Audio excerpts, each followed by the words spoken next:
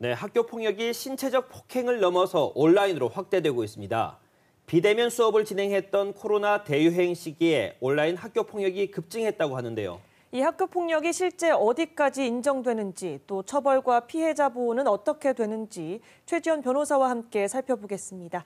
변호사님, 안녕하십니까? 네, 안녕하세요. 네, 최근 단체 대화방에서 했던 욕설도 학교 폭력에 해당한다는 법원 판단이 나왔죠.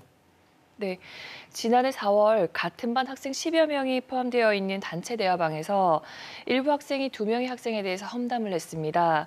당시 두 학생은 이 대화방에는 없었는데 그 뒷담화방의 실체가 학급에 소문이 나면서 이 험담 사실까지 발각이 된 겁니다. 인천 동부교육지원청은 험담을 주도한 학생들에게 서면 사과와 교내 봉사와 같은 처분을 내렸는데요. 네. 그 가해 학생 중에 한 명이 행위에 비해서 너무 가혹한 처분이다. 그리고 피해 학생이 대화방에 있지도 않았다. 이러한 이유로 처분을 취소해달라는 내용으로 행정소송을 제기를 했습니다. 네. 그리고 당시 피해 학생들은 이 사건으로 우울장애와 적응장애까지 겪었는데요. 지난달 인천지방법원은 피해 학생들이 가해 학생들의 험담을 바로 알지는 못했지만 나중에 알게 돼서 정신적인 피해를 입었다면 그 자체로 학교폭력에 해당된다. 이러한 점을 이유로 교육지원청의 처분이 과하다고 볼 수 없다면서 가해 학생의 청구를 기각했습니다. 네, 이 학교 폭력으로 인정되는 범위가 생각보다 더 넓은 것 같은데 구체적으로 어떤 경우가 이 학교 폭력에 해당되는 건가요? 네, 우선 학교 폭력은 학생들을 대상으로 한 행위라고 보시면 되는데요. 학교 안에서뿐만 아니라 학교 밖에서 일어난 행위도 모두 포함이 됩니다. 기본적으로는 물리적, 재산적, 정신적인 행위가 모두 포함이 되는데 때린다든가 협박을 한다든가 강제로 심부름을 시키는 것 그리고 따돌리는 것 모두 학교 폭력에 포함이 됩니다. 네. 그리고 온라인상에서 따돌리거나 험담을 하는 것 그리고 저격글이라고 하죠. 저격글을 올리는 것도 모두 학교 폭력에 포함됩니다. 네. 그리고 법원은 과거에는 단체 대화방에 없었던 아이들에 대한 험담에 대해서는 학교 폭력이 아니다 이렇게 판단하기도 했었는데 네. 앞에서 설명드린 판결로 학교 폭력의 인정 범위가 넓어진 셈이라고 보시면 됩니다.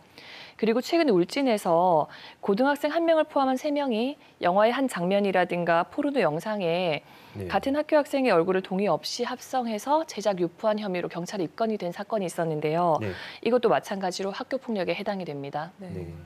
네, 그렇다면 학교 폭력이 발생했을 때 처리 절차는 어떻게 됩니까?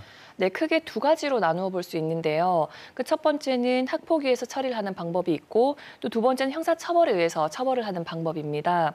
우선 학폭위 처리에 대해서 먼저 알아보면 우선 학교 폭력이 발생하면 가해자와 피해자를 분리하도록 되어 있습니다. 네. 그리고 학교에서는 전담기구에서 조사를 진행하게 되고요.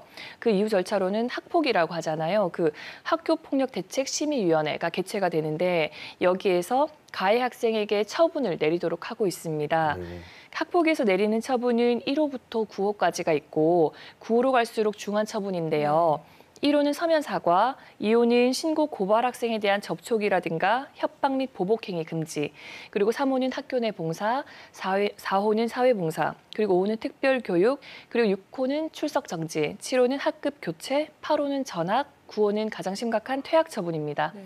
다만 아주 경미한 사건이거나 원만한 합의를 통해서 피해 학생과 보호자가 학폭위 개최를 원하지 않는 경우에는 학교장 재량으로 자체로 해결할 수 있습니다. 네.